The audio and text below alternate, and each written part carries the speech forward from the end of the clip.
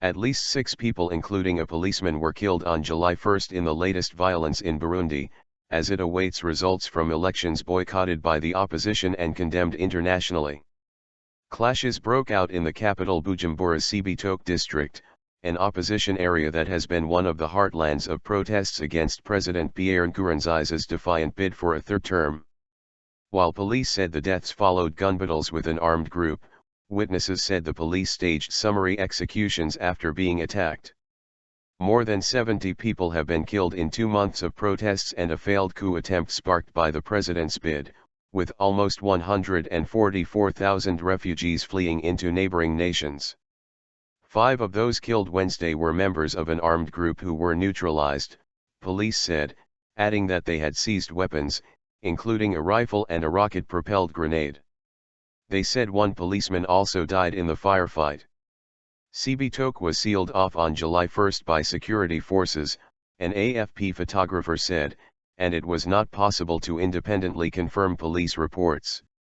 The clashes took place after a grenade was thrown at a police patrol, injuring 2 officers, a police official said, speaking on condition of anonymity. An AFP reporter who later entered the area after the shooting had ended saw the bodies of 6 people killed, including a money changer in his 60s and his 2 sons, shot in the head. All the dead were civilians. Residents accused the police of shooting them with their hands in the air after ordering them out of a house where they went to look for one of the protest leaders. Those fleeing the district said police were carrying out house-to-house searches for guns. On polling day June 29, some voting stations were also attacked by grenades, according to the police.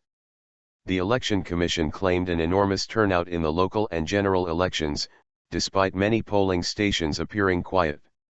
Vote counting has been completed at a local level, the Election Commission has said, but it remains unclear when final results would be announced.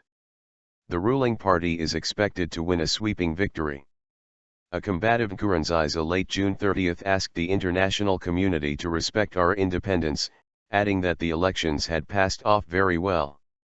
Elsewhere in the capital July 1, military parades were held to mark the country's Independence Day, with tight security around the president and bulletproof glass around the podium.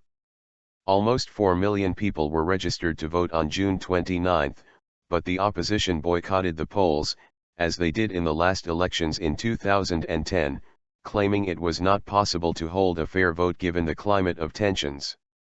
UN Secretary-General Ban Ki-moon earlier called for the voting to be delayed, as Burundi struggles through its worst crisis since the end of its civil war 9 years ago.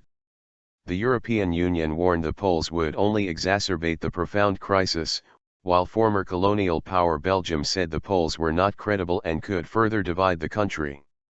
June 29 polls kick-started a series of elections, with presidential polls due on July 15 followed by senatorial elections on July 24.